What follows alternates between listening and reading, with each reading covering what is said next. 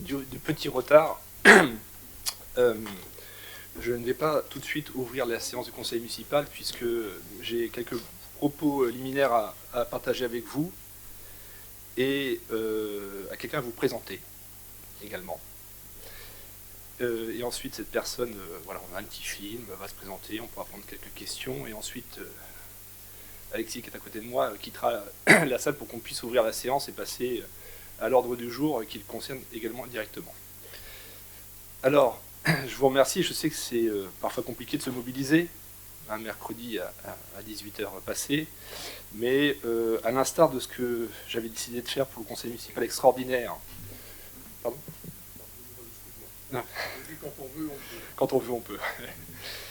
À l'instar du sanatorium, j'ai souhaité faire un conseil municipal extraordinaire pour présenter un projet qui se concrétise pour la ville de Dreux, un projet extrêmement important, symbolique aussi de la renaissance qu'on souhaite aussi pour notre centre-ville. Et pour ce faire, nous allons passer ensuite à l'ordre du jour, mais pour ce faire, je voudrais tout d'abord vous présenter la personne qui est à côté de moi, qui est un Eurélien qui s'appelle Alexis Beaufils, qui a 32 ans, je ne me trompe pas, qui connaît bien notre département et qui, en 2022, dans sa grande spécialité, notamment la pâtisserie, a reçu en 2022 le titre de champion du monde et qui, déjà il y a 18 mois, m'avait fait part de son souhait. On s'était rencontrés lors de l'élection de Miss Région Centre, c'est ça ? Son souhait de pouvoir s'installer dans les prochains mois et, si possible, quelque part en Eure-et-Loire. Et depuis 18 mois, avec Jean-Michel Poisson et la SPL, la Maison de l'Habitat et du Commerce, nous avons travaillé avec Alexis pour essayer de lui proposer le meilleur projet pour qu'il puisse investir et s'installer à Dreux pour réussir son beau projet. Je vais d'abord demander à ce qu'on vous présente un petit film qui dure 3 minutes, je crois, qui présente un peu l'état d'esprit, qui présente Alexis, puis je laisserai quelques instants à Alexis pour qu'il puisse parfaire ou compléter ce qu'on a présenté. Ça vous convient ? Allez, on regarde la petite vidéo. Bonjour, je suis Alexis Beaufils, j'ai 32 ans, je suis pâtissier, chocolatier depuis un peu plus de 15 ans. Et donc je vais m'installer dans le bâtiment historique du cœur du centre-ville de Dreux, dans l'ancien trésor public et police municipale. J'ai choisi la ville de Dreux pour lancer ce projet de pâtisserie à la suite d'une rencontre avec monsieur le maire en 2023 lors du concours régional de Miss France. On était tous les deux jurys lors de ce concours. Moi je venais de gagner mon titre de champion du monde, donc j'avais été contacté pour être jury. J'ai rencontré monsieur le maire à ce moment-là. On a changé nos coordonnées et je lui ai glissé dans l'oreille que je souhaitais m'installer dans la région. Et il m'a recontacté en juin dernier en me proposant justement un lieu atypique de la ville de Dreux. Donc je suis très heureux que ce projet avance. Alors l'idée du magasin, déjà je vais essayer de me focaliser sur le bâtiment. On a un super bâtiment atypique, assez haussmannien, très parisien. Enfin, en tout cas moi j'ai eu un gros coup de cœur pour ce bâtiment. Donc l'idée c'est de rester dans le même univers à l'intérieur du magasin avec quelque chose de très chaleureux et de garder... Voilà, moi j'ai un coup de cœur pour la pierre, j'aime beaucoup la pierre. Il y a de la super belle pierre à l'extérieur du bâtiment, donc on va essayer de retravailler la pierre à l'intérieur du magasin. L'idée de cette ambiance, c'est d'avoir une pâtisserie, boulangerie assez feutrée, assez chaleureux, où on va se sentir bien. Moi j'ai travaillé pendant un peu plus de 15 ans à Paris et voilà, sans que le projet soit trop luxueux, mais voilà, j'aime bien les belles choses, donc je vais essayer de rendre ce lieu atypique, à mon image. Alors on va travailler essentiellement sur une pâtisserie assez fine, avec des prix accessibles, des fruits de saison. Voilà, la saisonnalité c'est quelque chose qui me touche beaucoup. La proximité aussi avec les producteurs, c'est quelque chose auquel je porte un grand intérêt. Et après, je vais essayer de travailler sur une gamme de pains aussi, avec un chef boulanger que j'ai rencontré qui est également de la région drouaise. Voilà, une gamme de pains, des pains, pas spécialement du pain blanc, mais plus du pain de tradition avec du travail et des formes assez innovantes. Donc mon concept va être tourné essentiellement autour de la pâtisserie, de la boulangerie et de la chocolaterie. Donc on y retrouvera des produits des produits assez haut de gamme et accessibles à tout le monde. C'est un premier projet professionnel d'installation, donc on va essayer on va tout mettre en œuvre pour que ça soit pérenne et aujourd'hui l'idée c'est de pouvoir en développer un deuxième et un troisième dans les villes aux alentours. Et donc voilà, je suis champion du monde depuis octobre 2022 et j'ai hâte de vous faire découvrir ma pâtisserie et ma boulangerie.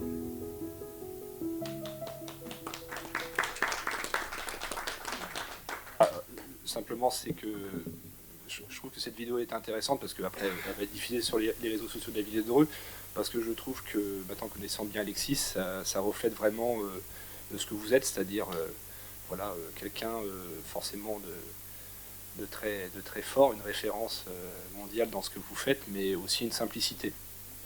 Et je trouve que voilà, c'est très intéressant. Alors, simplement, je vais donner quelques chiffres, parce que je ne vous laisse pas parler d'argent, je vais le faire, c'est pas votre niveau, mais voilà, c'est un bâtiment que vous connaissez bien, qui est en face de la sous-préfecture, rue de Sénarmont, qui fait environ 400 mètres carrés, et qui est donc au prix de vente des domaines, mais qui va nécessiter, merci Hélène de venir, qui va nécessiter de la part d'Alexis Beaufils 1,5 million d'euros d'investissement. Voilà. C'est oui, elle a eu un fond de deuil. Donc c'est un investissement extrêmement important et vous comprenez tout l'intérêt pour le centre-ville de voir arriver un tel commerce qui, dans la mémoire des Drouais, des vieux Drouais, ça rappelle aussi la belle époque Leloup, hein, qui nous manque tant. Et il y a une attente très très forte sur ce domaine-là, sur cette voilà. Donc ça va être un pôle d'activité très important pour nous et on est ravis d'accueillir Alexis Beaufils dans ce beau centre-ville. Voilà. Je vous laisse peut-être quelques instants, Alexis, dire ce. J'ai déjà trop parlé, mais je vous laisse prendre la parole. Bonsoir à tous. Je vais faire une courte présentation pour que vous puissiez un petit peu situer. Moi j'ai fait mon apprentissage du côté de la Loupe, sur la pâtisserie Holder, pour ceux qui connaissent, qui était à côté de l'église. Je suis originaire de la Loupe. Donc j'ai fait 2 ans après le collège, 2 ans de CAP, et ensuite c'est ce même patron qui m'a poussé à partir sur Paris parce qu'il sentait que j'avais des capacités. Et donc du coup, connaissant rien à la vie parisienne, j'ai envoyé mes CV un petit peu à tout le monde en regardant sur internet quels étaient les meilleurs endroits. Et la bonne étoile a fait que on m'a tiré au sort et que j'ai été pris pour travailler dans une maison, dans un traiteur qui faisait partie des 2 plus gros traiteurs parisiens, qui s'appelait Dalloyau à l'époque, qui était une très grosse maison de gastronomie avec un peu plus de 10 points de vente en région parisienne. Donc j'ai passé 6 années dans cette entreprise où j'ai fait de très belles rencontres, et notamment la rencontre d'un chef qui a changé ma vie. Donc je suis arrivé chez Dalloyau en 2009 et j'ai rencontré cette personne, et cette personne elle s'appelle Yann Brice, et Yann Brice a été élu meilleur ouvrier de France en 2011, et je l'ai accompagné. J'ai eu la chance de faire cette rencontre en arrivant au même poste que lui. Donc voilà, la bonne étoile jusqu'au bout. Et pour ceux qui, je ne sais pas si tout le monde connaît le titre de meilleur ouvrier de France, mais vraiment c'est le titre, c'est un diplôme d'État et c'est le titre suprême dans la gastronomie et puis dans tous les métiers, dans tous les corps de métier. Donc voilà, j'ai fait cette rencontre et donc je l'ai accompagné sur ce concours, et j'ai pu découvrir à la suite de ça ce qui était le goût du concours, la rigueur et tout ce qu'on attendait. Donc c'est pour ça qu'à la suite de ça, moi j'ai voulu faire aussi un maximum de concours. Et en 2011, ça a été le gros boom de pâtisserie. C'est là que Cyril Lignac, je parle de Cyril Lignac parce que j'imagine que ça parle à tout le monde, mais c'est là qu'on a commencé à avoir un maximum d'émissions télé autour de la cuisine. Enfin, la cuisine, il y en avait déjà, mais c'est là où la pâtisserie a commencé à vraiment marcher. Et du coup, ce chef, en 2011, a été meilleur ouvrier de France, et derrière, sa carrière a explosé et a fait le tour du monde et a des points de vente partout en région parisienne. Et du coup, j'ai rencontré énormément de gens avec cette personne, et c'est à la suite de ça, j'ai travaillé 6 ans avec lui à ses côtés. Et après, j'ai décidé de travailler dans le monde de l'hôtellerie de luxe. Donc j'ai commencé par le Mandarin Oriental, aux côtés de Thierry Marx, pendant un peu plus de 2 ans. Après, j'ai fait le Pavillon Le Doyen avec Yannick Aleno, qui est un restaurant sur les Champs-Élysées, un restaurant 3 étoiles avec une rigueur tartines un peu d'égal. En tout cas, c'est là que j'ai vraiment eu cette impression. Et ensuite, j'ai travaillé au Bristol. Au Bristol, c'est le restaurant qui est juste à côté du Palais de l'Élysée. C'est un restaurant 3 étoiles, un hôtel, palace, voilà, un des plus beaux hôtels français, je pense, qui peut-être un du monde, ouais. Un très belle bâtisse, juste à côté du Palais de l'Élysée. Donc ça, c'était toujours sur des postes à responsabilité, c'était des postes de sous-chef adjoint, toujours numéro 2. Et à un moment donné, je me suis dit, numéro 2 c'est bien, mais numéro 1 c'est encore mieux. Donc j'ai pris un premier poste de chef en octobre 2020, donc ça devait être en 2021. J'ai pris mon premier poste de chef dans un hôtel, sur un hôtel 5 étoiles dans le 16e à côté de la Tour Eiffel, l'hôtel Braque. Donc un hôtel très chaleureux, très moderne, pas du tout dans un esprit palace parisien, mais dans un esprit jeune, plus détendu, plus relax. Mais voilà, donc j'ai le premier poste très intéressant. Et entre le Bristol et le BRAC, j'ai passé la sélection pour pouvoir représenter la France à l'international. J'ai gagné la sélection française. Et du coup, j'ai eu la finale en octobre 2022 que j'ai remportée. Voilà. C'est un tour complet. Alors, je le répète, votre souci aussi en arrivant sur Dreux, c'est effectivement de travailler avec les producteurs locaux. Alors, ça, c'est un souhait de travailler avec des fruits de saison tant que faire se peut. Et puis aussi de travailler sur des gammes de prix qui permet au plus grand nombre de pouvoir avoir accès à vos pâtisseries et autres. Hein. En sachant que dans le bâtiment, voilà, il y a l'unité de production, bien sûr, il y a l'espace de vente, aussi salon de thé. Oui, et à l'étage, vous êtes plus sur des salles pour éventuellement des team building et puis des masterclass, puisque, comme on le sait, enfin, comme je vais le dire aussi, vous êtes demandé dans beaucoup de régions du monde pour faire des stages ou des apprentissages à des gens qui souhaitent passer une journée ou des fois 2 journées avec vous. C'est qu'il n'y a pas si longtemps, des Coréens sont venus passer 2 jours avec vous, donc ils prennent l'avion, ils viennent à Paris.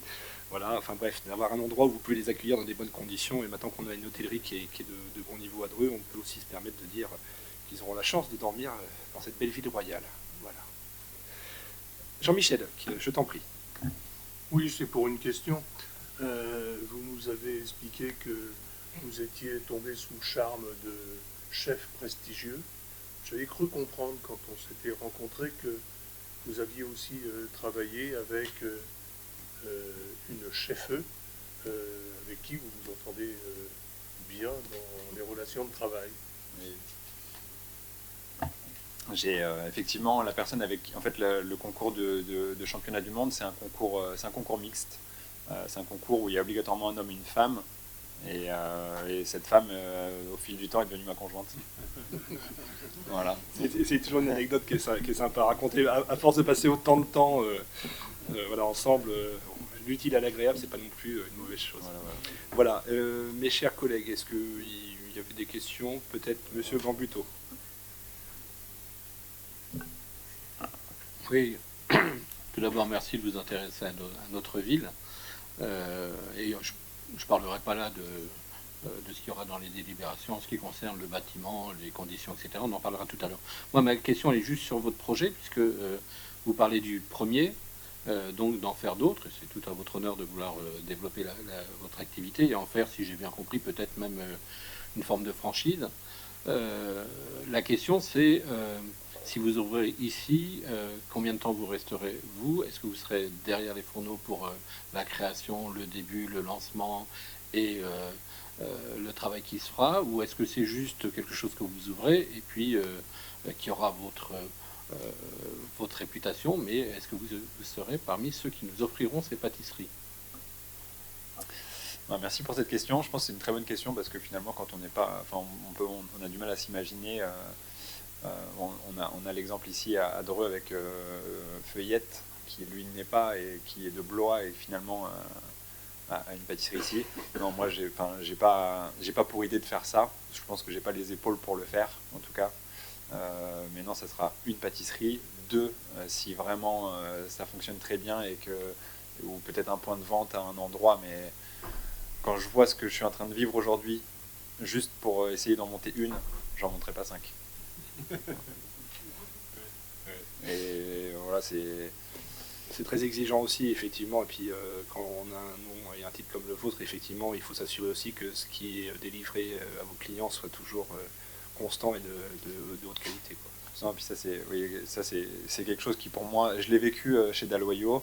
On avait un site de production qui délivrait toutes les boutiques.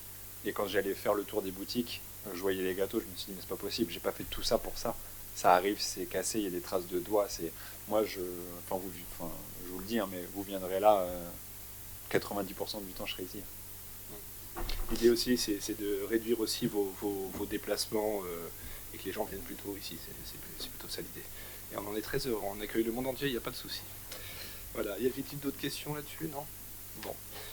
Écoutez, Alexis, merci beaucoup parce que je sais que vous êtes rentré hier soir de la Réunion, donc le jet lag doit être un peu fort. Et puis voilà, en tout cas, merci beaucoup. Je vais vous libérer puisque vous devez quitter la salle du conseil municipal, hein, pour la procédure. Et puis je vais ouvrir la séance du conseil municipal. En tout cas, merci. Et puis à très vite sur Dreux. Bravo, on peut l'applaudir.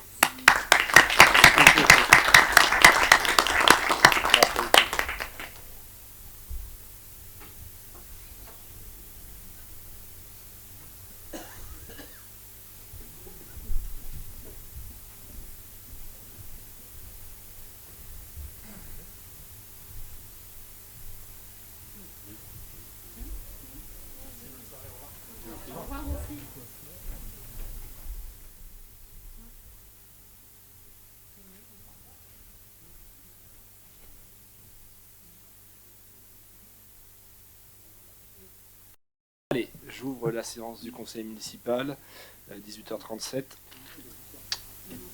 Alors, j'ai beaucoup d'absences et d'excuses. Donc, Nelson Fonseca donne pouvoir à Christine Picard, Chantal de Seine à moi-même, Amber Niaz à Talal Abdelkader, Yugel Kissa qui est présent, merci Yugel, Hélène qui est présente, et François Géguin, Alain Genzi.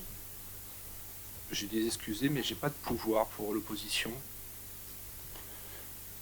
Je t'en prie, vas-y.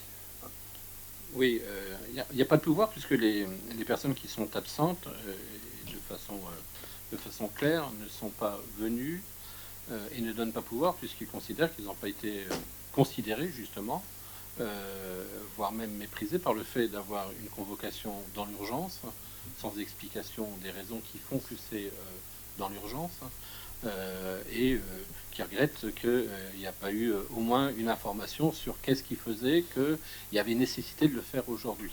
Donc, en fait, pour tout vous dire d'ailleurs, nous on a considéré qu'on allait venir parce qu'on est élu et s'il y a des contraintes et des obligations, on va les respecter. Mais si vous ne nous expliquez pas le caractère qui justifie le fait qu'il y ait cette convocation d'urgence qui était obligatoire aujourd'hui plutôt que d'attendre la prochaine fois, on quittera aussi la salle et ça cassera le quorum. Mais si on n'a pas une justification de cette réunion par la nécessité d'urgence, on sera obligé de quitter. Et, alors, je ne sais pas ce que vous appelez par nécessité d'urgence. Il y a des délais, on les a respectés. Donc, voilà. Simplement... Excusez-moi, je me suis mal exprimé. Ah ouais. Je veux dire, nécessité d'urgence de le faire. Là, sinon, les délais ont été respectés. C'est pour ça que nous sommes là. C'est d'urgence par rapport au prochain conseil. Oui, j'ai compris. Oui, d'accord. Enfin, j'ai compris. Je pensais qu'il y avait les deux aspects, mais d'accord. Simplement, comme on l'a fait à l'instar du sanatorium, parce que c'était un dossier exceptionnel, il me semblait important aussi qu'on puisse le faire de manière spécifique sur ce très très beau projet pour la ville de Dreux. Il faut quand même se rendre compte de quoi on parle, première chose. Et seconde chose, pour tout vous dire, Alexis Beaufils, rentré de la Réunion, il y a 15 jours il était au Mexique, et un mois il était à Dubaï, et que combiner tous les agendas, et je m'en excuse bien volontiers auprès de tous les conseillers municipaux, hein, c'était compliqué tout simplement. Voilà. Donc on a essayé de conjuguer un peu tous les agendas. Voilà, donc c'est simplement ça, c'est tout simplement ça. Bah, pourquoi ne pas nous avoir prévenu et pourquoi ne pas avoir fait cette réunion de présentation en dehors du conseil municipal? On serait venu à une présentation et le conseil, on mettait ça après. Parce que moi, on m'a dit que c'était 2 articles qui faisaient qu'on était obligé de les voter aujourd'hui sur le... 2 articles. Que c'était dans le cadre du... dans le cadre du truc du 10. Non, c'est la CLECT, monsieur Gambito, la CLECT. Oui, et qu'il y avait nécessité de le voter avant. Non, alors le c'était dimanche. pour le six-pad. Oui, ça. Oui, le six-pad et la claque derrière. Bon. Oui, parce qu'il y a des délais par rapport à ce que l'État nous a Donc, imposé. Donc on m'a dit que c'est pour ces raisons, parce que Alors, le délai était avant. Non. Donc dans ce cas-là, j'entends. Mais si Ouais, ça ouais, pouvait monsieur attendre le Gambito, mardi. simplement, non, c'est pas ça. Simplement, c'est qu'on doit le prendre avant le 16 décembre, puisque toutes les communes concernées doivent délibérer. Simplement, cette date-là est arrivée après qu'on ait posé ce conseil municipal, puisque la date nous a été sortie par l'État, ce qui est tout à fait vérifiable. Donc on a juste conjugué, auquel cas, même s'il n'y avait pas eu l'exib-office, on aurait fait quand même un conseil municipal extraordinaire, rien que pour le six-pad. Voilà, c'est très clair. Et ça, c'est vérifiable. Pardon ? Donc vous me dites officiellement, c'est la raison, c'est pour ça. Alors, de toute façon, on en aurait fait un forcément, parce qu'il fallait le faire avant le 16, et ça, vous pouvez vous rapprocher du sous-préfet qui vous Ah non, confirmera. mais si- Et d'ailleurs, ce sera au conseil communautaire par la suite, donc vous pourrez le vérifier. Non, mais si vous le dites, j'entends, mais c'est dommage dans ce cas-là que tous les chefs de groupe n'aient pas été prévenus, parce que Alors, chacun se pose la question. après, donc ça, c'est une obligation qui nous est imposée par les circonstances et juridiquement. Simplement, vous comprendrez, monsieur Gambuto, que sur un dossier... Alors, je reviens à l'exib-office. Hein. Oui, mais je vous ai répondu. Ouais, d'accord. Sur l'exib-office, je ne vous cache pas que effectivement, j'aurais pu vous en parler. Alors à vous, il n'y a pas de problème, parce qu'on peut se dire des choses en confidentialité. Simplement, vous acterez le fait aussi que certains opposants ont un malin plaisir à diffuser des informations qu'ils ne doivent pas diffuser. On ne doit pas travailler en confiance avec eux. J'en veux pour preuve la dernière CAO, où des informations ont été diffusées par des gens de l'opposition. Pas votre groupe, monsieur Ruto. Vous êtes toujours correct, et là-dessus, voilà. Comme encore récemment l'avant-dernier CA de l'Office HLM, des choses qui sont d'ailleurs pénalement répréhensibles, etc. Donc simplement, c'est que moi, j'essaie de travailler avec des gens avec qui on peut travailler en intelligence, je dirais, comme vous, comme vos collègues. C'est vrai que quand on a des choses à se dire, je vous préviens en disant, voilà, on va passer ça pour telle et telle raison, pour pas créer d'anxiété, mais après on me reproche de vous informer, vous, enfin votre groupe, et pas des autres, sauf que les autres ne jouent pas le jeu. Donc c'est un peu compliqué, je vous cache pas qu'on est en face de gens des fois qui ne sont pas très responsables. Il faut aussi le savoir et l'entendre. Donc, voilà. Sur ce, secrétaire de séance, Radko Kissura, ça va à tout le monde? Allez, je vous remercie. Alors, on passe donc à l'ordre du jour. Alors du coup, on peut décaler les garanties, parce que du coup on n'aura pas le courant que tu vas sortir. Alors, C'est très embêtant. ouais. Je vais m'exprimer quand même sur l'ordre du jour pour lequel nous avons inscrit les garanties de la ville pour le financement de la concession d'aménagement Prod'Homme et pour le financement de la concession du passage des buts. Nous sommes arrivés au terme de l'emprunt que nous avions contracté et nous négocions depuis le mois de juillet un nouvel emprunt avec d'une part le crédit coopératif, d'autre part la caisse d'épargne. Et il était indispensable ce soir que l'on puisse en délibération apporter la garantie de la ville sur ces emprunts. Et ça faisait partie justement du timing, puisque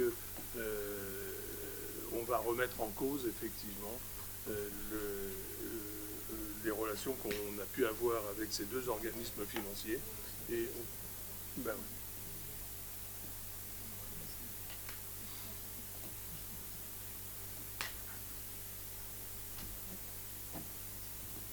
pardon. Alors, bon, allez, je passe à l'ordre du jour du coup. Alors. Donc le point 1, effectivement, s'il S'il vous plaît. s'agit... Est-ce que je peux vous demander une suspension de séance de quelques minutes Alors je passe juste pour évacuer la vente et après... Non, mais c'est la discussion que l'on a.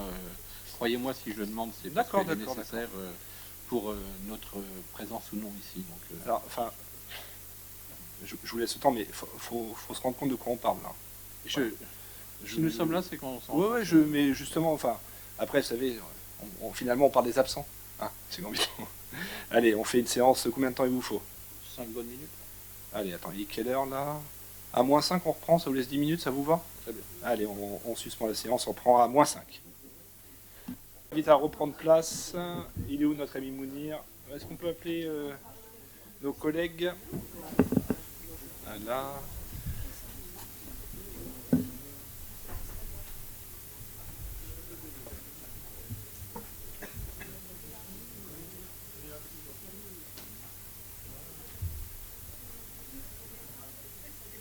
Voilà. Bon. Monsieur Gambuteau, allez, je vous laisse prendre la parole.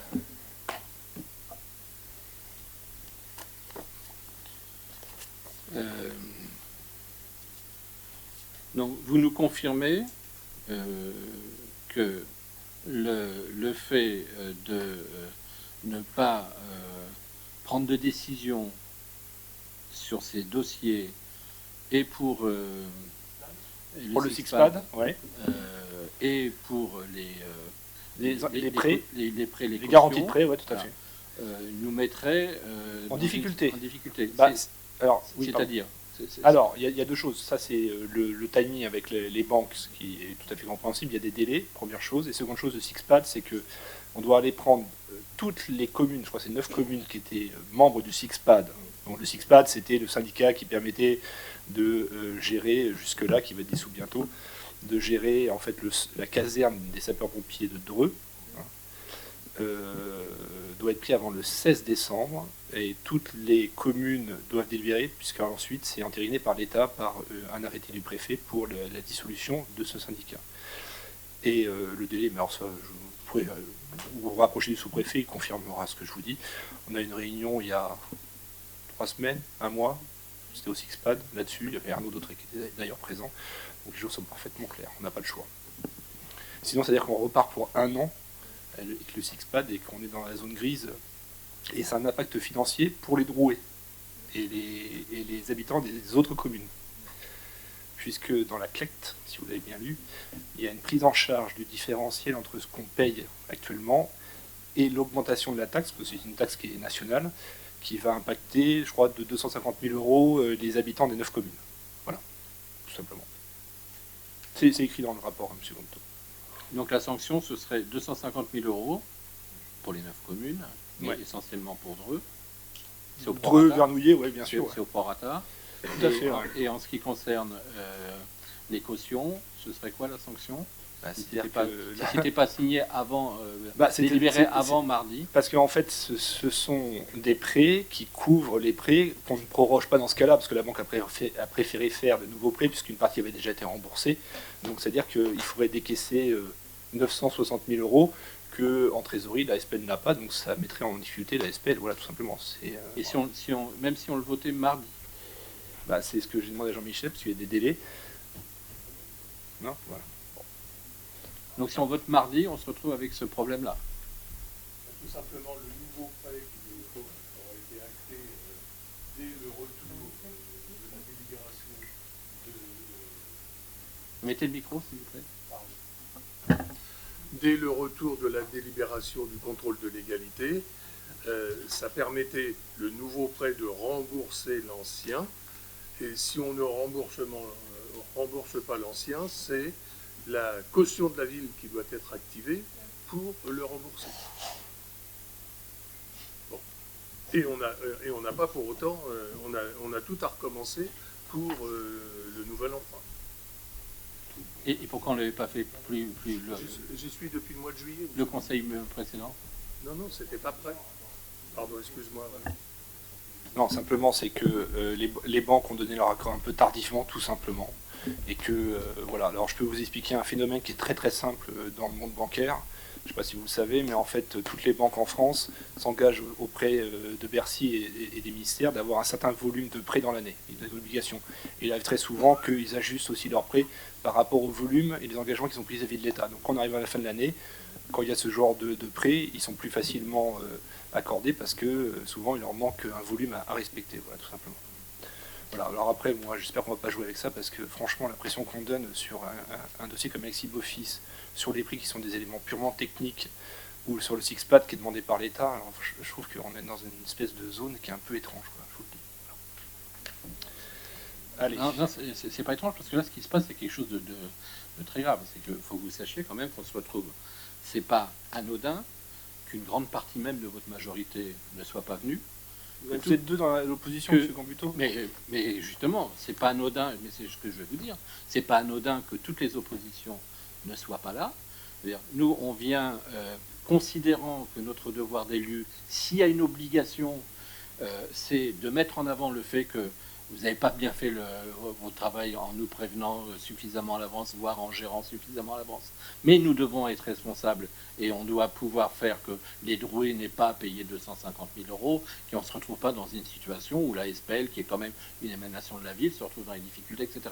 Donc, moi, je veux Enfin, avoir- c'est pas bien votre travail, mais Je- vous je- vous rapprocherez, M. Gambuto, parce que Ou j'ai pas- peut-être, ou peut-être, non, non, non, peut-être, non, peut-être. M. Gambuto, Mais- vous dites un truc qui est inexact. les- Vous rapprochez du sous-préfet parce que la date du 16, elle est sortie très tardivement, et c'est pour ça qu'on est là aujourd'hui. les- Alors, les- il faut arrêter d'insinuer des choses, non, mais parce que dites- j'essaie dites-le. de vous expliquer des choses qui sont concrètes, et que vous pouvez vérifier, vous, en tant qu'élu, très facilement. Oui, dites-le, mais ce que je veux dire, c'est que vous créez aussi des tensions dans nos propres relations avec nos groupes, parce que on pourrait être considéré, et certains nous considèrent déjà, c'est d'où nos réflexions, je vous le donne comme ça, hein, en brut de décoffrage, certains considèrent que on aide votre façon de faire, de ne pas considérer l'opposition, de ne pas considérer les élus en général, en venant et en vous permettant d'avoir le quorum et de faire à votre guise, alors que les gens considèrent qu'il n'y a pas forcément une réalité à tout ça. Donc c'est pour ça que j'ai besoin Mais de l'assurance. C'est pour ça que je. Mais de ce que l'assurance, je vous dis, et M. ensuite, on Gambuto. prendra Ouais, nos j'entends, responsabilités. mais j'ai compris ce que vous. Mais croyez que politiquement, c'est quelque chose qui est Non, difficile à alors gérer, attendez, hein. je vais vous répondre, M. Gambuto, parce que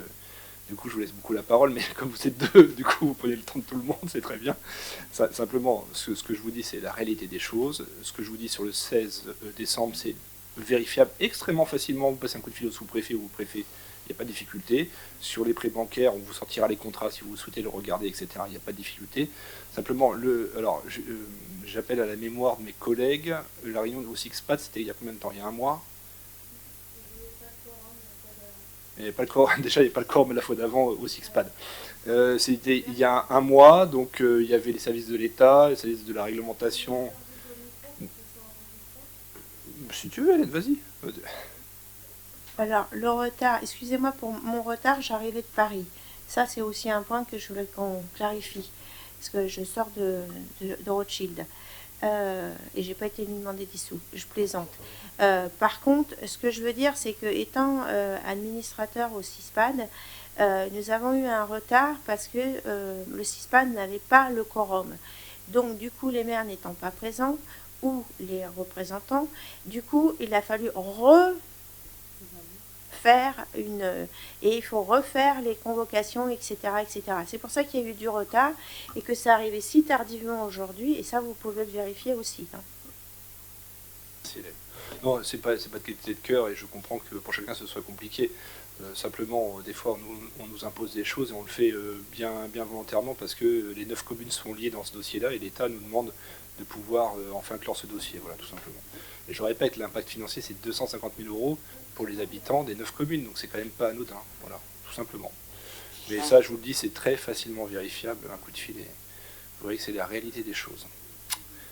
Voilà. Est-ce qu'on peut avancer là-dessus? On peut avancer là-dessus? Bon, merci à vous, merci de l'esprit de responsabilité que vous avez. Et puis je vous dis, moi je ne raconte pas de bêtises, monsieur Ruto, hein, je vous le dis, et c'est vérifiable. Et vous savez bien que j'aime pas raconter de bêtises, surtout avec vous, parce qu'on peut se parler, même si vous avez vos opinions et les miennes, on peut se parler en responsabilité. Je vous en remercie parce que c'est important pour les Drouets. Sur l'approbation du procès verbal, peut-être monsieur Fontaine, non? Vous aviez des remarques là-dessus? Je vous en prie. J'étais absent lors du dernier conseil, donc je vais éviter de faire des commentaires. C'est pas mal, c'est pas mal. Il n'y a pas de questions? Y a-t-il des contre? Des abstentions? Je vous remercie. Donc, comme vous le savez, on vous a expliqué effectivement pour Alexis Beaufils la vente de l'immeuble. Et donc, vous avez deux délibérations en conséquence. La première, désaffectation et déclassement d'un bâtiment communal, donc 27 rue de Sénarmont, qui va être donc déclassé, si vous le voulez bien, pour permettre la délibération suivante, c'est-à-dire la vente de cet immeuble. Voilà. Y a-t-il des questions là-dessus, des observations? Monsieur Gambuto, je vous en prie. Oui, on va voter contre pour plusieurs raisons, hein. La première, c'est que, d'ailleurs c'est pas dans l'ordre, c'est la première que j'ai notée, c'est qu'il s'agit d'un élément de notre patrimoine qui est très important, très intéressant, et que il nous semble important de le garder pour tout simplement en garder la maîtrise, la destination et tout ce qui pourrait s'y développer aujourd'hui, dans 10 ans et bien après nous. Donc je crois que ça fait partie de quelque chose qu'il nous faut garder pour en garder la destination. Aussi, en ce qui concerne le prix, même si vous dites qu'il y a beaucoup de travaux qui sont dedans, un immeuble comme ça à 274 000 euros pour plus de 400 mètres carrés, vous disiez, c'est vraiment, je vais pas employer le mot bradé, mais c'est vraiment pas cher. Donc ça nous semble un prix qui est pas du tout raisonnable par rapport au bien et sa situation. Donc en ce qui concerne le prix. Aussi en ce qui concerne le fait de le vendre comme ça directement, même si l'idée, le projet est intéressant, c'est un beau projet, ramener quelque chose à Dreux, on n'ira pas à l'encontre de cette idée qui est une bonne idée, surtout si, comme le candidat l'exprimait, il restera sur place et donc ça valorisera forcément la ville. Mais c'est quand même regrettable qu'on ne soit pas passé quand même, encore une fois, par une publicité, au moins entre nous, pour dire voilà, on a le souhait de vendre. C'est pour ça que je vous avais dit qu'on aimerait chaque fois connaître le patrimoine qui est à vendre à l'avance, parce qu'il y aurait peut-être eu d'autres idées qui auraient pu surgir sur cet immeuble-là, tout en gardant l'idée et faire quelque chose d'autre avec cette personne-là. Il n'y aurait peut-être pas eu mieux, mais ça aurait été intéressant de laisser la possibilité de tout autre projet de s'exprimer et puis toute autre possibilité en ce qui concerne le prix.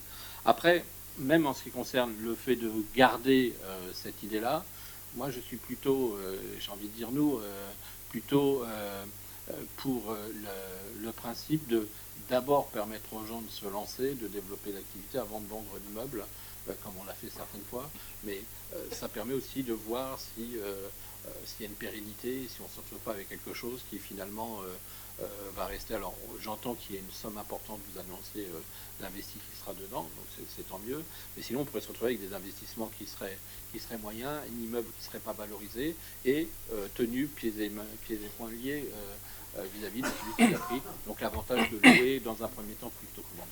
Voilà les raisons j'ai parfaitement compris, pour lesquelles on votera contre. Monsieur Fontaine, vous voulez faire une remarque ou non? C'est bon. Alors, pour tout vous dire, on a fait le tour de plusieurs bâtiments avec Monsieur Alexis Beaufils, notamment c'est la maison de l'habitat et du commerce qui a géré ça avec Charles Babillot, et le choix était clair pour lui, première chose. Seconde chose, effectivement, je lui ai proposé aussi qu'on puisse le louer avant de pouvoir acheter. Il a fait son calcul, effectivement, quand vous investissez 1,5 million d'euros sur un bâtiment, bon, l'achat me semble assez cohérent. Voilà.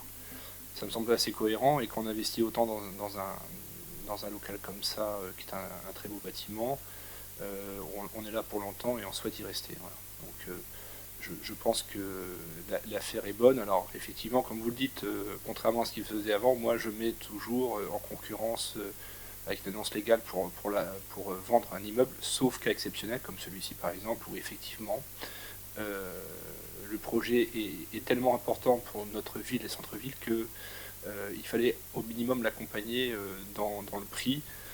Voilà. Alors le prix, c'est pas moi qui le détermine, hein. Vous savez, je le répète, hein, c'est le ministère des Finances via France Domaine qui détermine le prix. Je le sors pas de mon chapeau.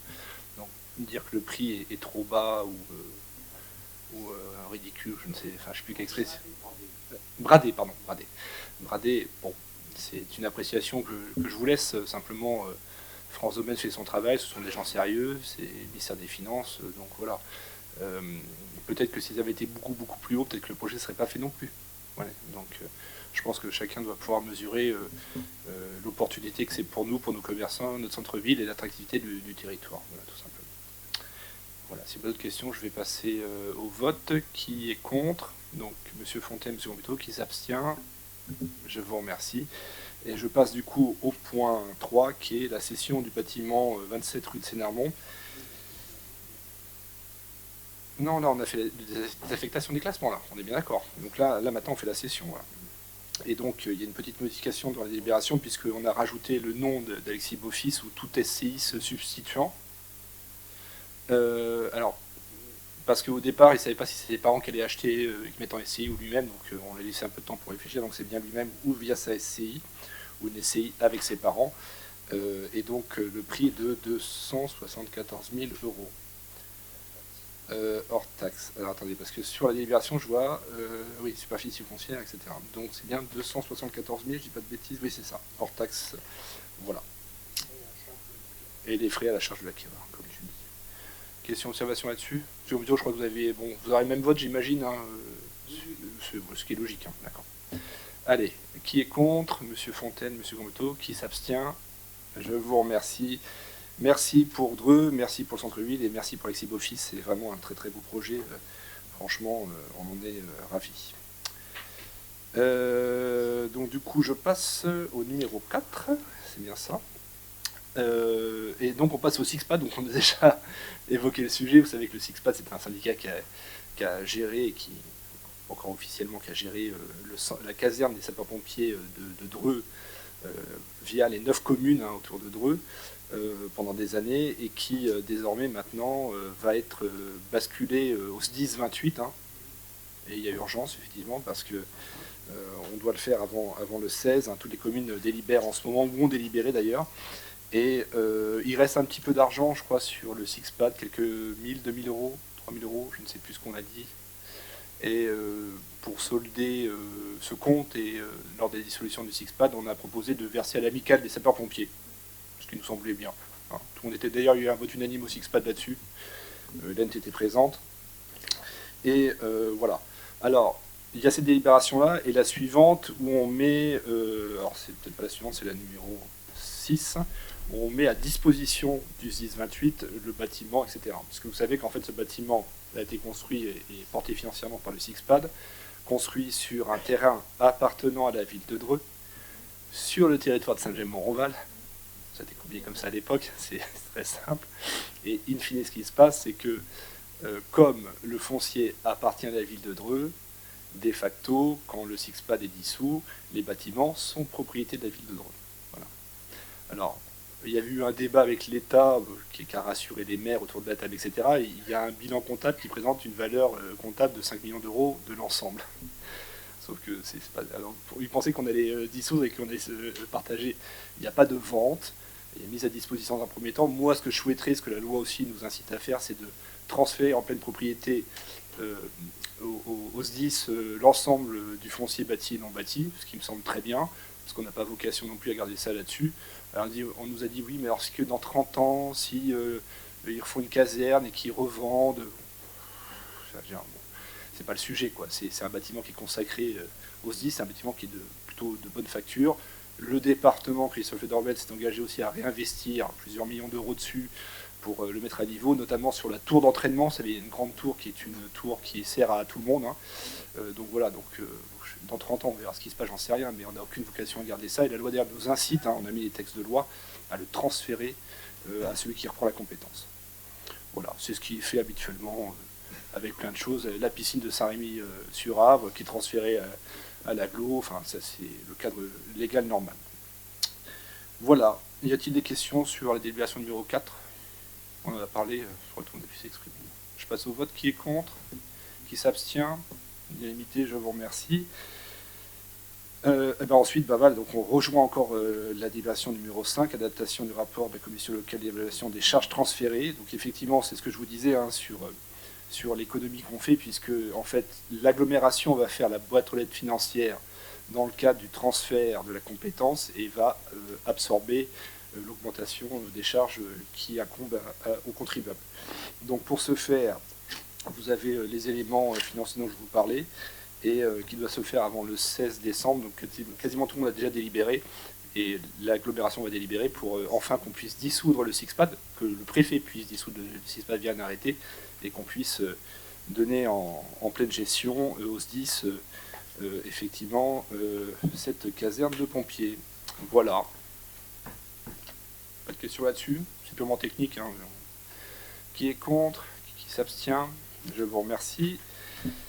Et donc pour ce faire, nous mettons à disposition l'ensemble auprès du SDIS avant ce qu'on vous proposera. Alors peut-être que, bon, voilà, j'en parlerai au chef des oppositions. Il y a trop de chefs maintenant dans les oppositions, vous me direz aussi. j'en parlerai avec vous, M. Gambito, et d'autres, ceux qui veulent. Voilà, moi je souhaite qu'on puisse transférer en pleine propriété, et je voudrais donner des éléments financiers pour que tout le monde soit rassuré. Il n'y a pas d'impact financier dans les deux sens, mais étant donné qu'on n'en a pas l'utilité, je pense que la loi est bien faite et on proposera de pouvoir le transférer. Voilà, sur le point 6, question, observation, non. Des contre, des abstentions. Je vous remercie. Donc je vais demander de sortir Jean-Michel, je vais passer aux garanties.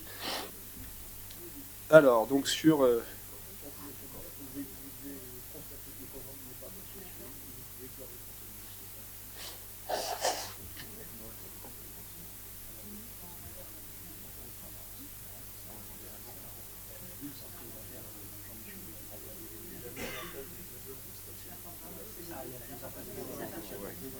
Bon, alors, effectivement, comme vous le savez, depuis la loi 3DS, parce que les législateurs s'embêtent le week-end, donc ils font des lois très intéressantes, maintenant, désormais, vous ne pouvez plus voter quand vous êtes président de ceci ou de cela, que ça vous concerne. Voilà, les choses sont claires. Donc, comme Jean-Michel est censé sortir, nous n'avons plus le quorum. Donc, ces deux délibérations-là, on va voir comment on peut faire avec les banques, et on va voir si, exceptionnellement, ils peuvent proroger, mais on verra bien. Donc, on va y revenir, je vais être obligé de retirer les 2 points, parce qu'on n'a pas le quorum. De facto, je remercie les absents. Voilà. Mais là-dessus, je ne vais pas prendre un risque juridique parce que de toute façon, les banques vont regarder ça de près et c'est pas très sérieux. Donc, on verra si on peut vous les représenter mardi, mais sans être certain. Voilà. Je retire le point 7 et 8. Je prends le point 9, monsieur Gambito. S'il vous plaît, parce que du coup, c'est presque un sketch, cette histoire. Non, c'est pas un sketch du tout, monsieur Gambito. Non, mais c'est même pas drôle du tout, je pense. Oui, non, mais c'est dans les arguments, vous avez compris. Les arguments pour que l'on reste, c'était non, mais M. Gambito, faites pas semblant de pas comprendre, je viens de vous expliquer. En fait, on n'a pas le quorum. Mais non, mais ça, on le savait, ça, j'avais pas pensé, mais on le savait. Vous non, saviez mais... quand je vous ai posé la question si on restait. Non, non, en fait, pour tout vous dire, quelqu'un devait arriver entre-temps, n'est pas arrivé, voilà, simplement. Simplement, là, aujourd'hui, pour ça, c'est pas un sketch, c'est vraiment pas drôle. C'est-à-dire que là, je ne sais même pas si on va pouvoir passer les garanties mardi, donc on verra bien, je vous donnerai plus de nouvelles, si tout le monde a la délicatesse de venir au conseil municipal. Bon, un point plus réjouissant, le point 9. Vous savez que l'année dernière, on a mis des jours gratuits dans le cadre des fêtes de fin d'année pour les parkings souterrains. Donc on réitère l'opération. Et donc je crois que la commission avait émis une idée de commencer le 19, mais c'est un jeudi. Je souhaiterais qu'on puisse se tenir à ce qu'on a conclu du 20 décembre au 1er janvier et du 8 janvier au 12 janvier, étant donné que c'est les premiers jours de solde, et ça avait été très apprécié par les commerçants notamment. Voilà. Y a-t-il des questions là-dessus, monsieur Gambito? Oui, l'an dernier, d'ailleurs, quand ça s'était présenté, on en avait déjà discuté sur la pertinence de revoir le stationnement en règle générale et sur la durée, qu'il y ait une cohérence entre la gratuité en surface et la gratuité sur le souterrain. Vous m'aviez dit que vous y travailliez et puis qu'on allait avoir quelque chose. Il y a déjà un an qui est passé. Là, on doit avoir... Est-ce que ça a avancé sur Oui, bien sûr, vous avez tout à fait raison, ça a pris un peu de retard. On doit avoir un retour sur les études de circulation et de stationnement. Je crois qu'elle est terminée, celle de la circulation. Ah bah, François n'est pas là, donc oui. Pardon ? Le stationnement c'est terminé, mais la circulation n'est pas terminée. Donc dans quelques semaines, on pourra vous présenter ça. Je vous le présenterai dans mon bureau. À la limite, ce sera mieux qu'on en discute entre nous. Donc effectivement, on va avoir des propositions qui vont venir sur la table. Voilà. Donc, je le dis aussi, j'ai vu Ludovic Borgé, le président du CAD, qui était d'accord sur les dates qu'on a proposées dans cette délibération. Bon, il faudrait toujours plus, mais ouais, à un moment donné, on doit s'arrêter aussi sur des dates. Voilà. J'en profite aussi pour remercier les services de la ville, les maisons de l'habitat et les menuisiers de la ville, parce que c'est très très beau ce qui se passe en centre-ville. Voilà. Y a-t-il des comptes, des abstentions là-dessus? Unanimité, je vous remercie. Puis enfin, on passe aux décisions, c'est ça. Y a-t-il des questions sur les décisions? Non. Bah, oui, alors après, excusez-moi, M. Gambito, je vous coupe. J'avais reçu 2 questions écrites, ce qui est quand même assez cynique, de M. Hirti et de Mme Philippe, qui posent des questions écrites, mais qui ne sont pas là pour écouter les réponses. Donc c'est très très drôle. Alors je vais y répondre tout de suite, comme ça ce sera évacué. Il y avait peut-être une question sur une décision, M. Gambito. Oui, sur les décisions, j'en avais 2. Je vous en prie. Sur la convention d'honoraires d'avocat, est-ce que c'était une affaire en particulier dont on est au courant? Ah oui, oui, pardon. En ce qui concerne la mise à disposition du local commercial à titre précaire à poissonnerie, c'est quelque chose qu'on avait déjà voté, déjà entériné. Je sais pas pourquoi ça revient là maintenant. Ah non, c'est la réactualisation de son loyer qui augmente comme prévu au bout d'un an. Ah, c'est comme prévu, mais il faut repasser quand même. Ouais, il faut repasser. Okay. Parce qu'on est passé, on a doublé, mais quasiment. Ah oui, alors ça me permet de faire un zoom sur les honoraires d'avocats. Effectivement, c'est sur Constantin Gauthier, cette rue-là, qui nous pose des grandes difficultés, puisqu'il y a une difficulté dans la conception. Donc on est en discussion, on va dire, pour l'instant, avec... attendez, je reprends la petite note qu'on m'avait fait. Avec le bureau d'études qui a fait des erreurs techniques sur le plan d'exécution. Comme on ne souhaite pas mettre 1 euro de plus, on discute avec eux, puisqu'ils n'ont même pas réussi à calculer une aire digne de ce nom et dans les dimensions pour les bus urbains, vous voyez, ce genre de choses. Donc on a pris du retard, et aujourd'hui on devait avoir Orange, qui s'était engagé à venir aujourd'hui pour déposer des poteaux. Qui m'avait dit ça, je ne sais plus. Des poteaux qui ne sont pas venus aujourd'hui, donc les enrobés du coup attendaient. Voilà, donc ça se cumule, mais bon, on va y arriver, mais c'est compliqué, quoi, cette rue-là. Et donc on a fait un dossier précontentieux, on va dire, avec ce cabinet-là, parce que effectivement, ce qui s'est passé n'est pas tout à fait normal. Alors, il y avait 2 questions écrites. Alors, vous voulez les lire, les questions de vos collègues de l'opposition ou pas? Bravo, non, j'applaudis M. Campito, bravo.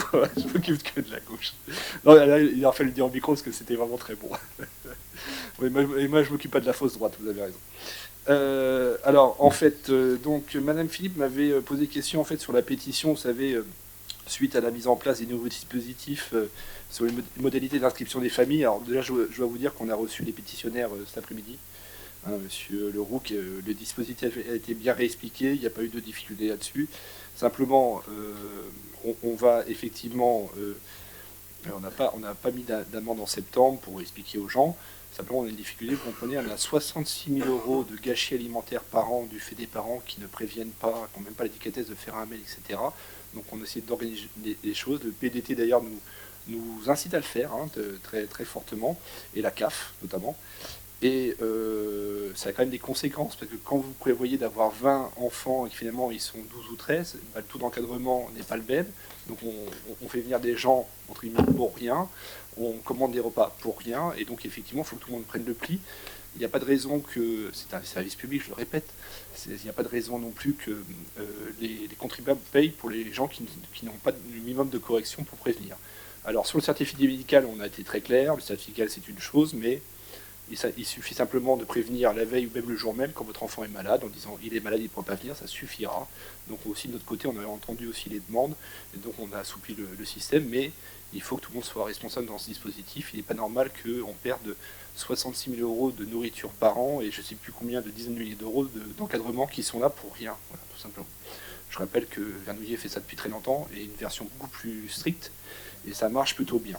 Vous voyez, comme quoi on prend aussi des exemples des fois à gauche. Donc M. Herty m'avait posé une question aussi sur le compte 515, c'est pas un numéro de téléphone, sur le compte trésor, en gros c'est la trésorerie, en me demandant l'état de la trésorerie donc, au 9 décembre était de 4,6 millions. Ce que je voulais expliquer à M. Herty, mais il le sait très bien, c'est que ça fluctue de 2 millions des fois en 2 jours. Donc on était à 6 millions il y a 3 jours, il y a quelques jours, on est à 4,6 millions, on revient à 8 millions, voilà, ça varie. Voilà, c'est ce qui ne veut absolument rien dire, parce que entre les encaissements, notamment par exemple sur les subventions en rue, sur la décile, sur le front vert, quand on vous verse 5 millions d'euros, ça fluctue, quand vous payez les salaires, ça fluctue, donc il n'y a pas de difficulté sur la trésorerie. Si c'était sa question. Voilà, messieurs, dames.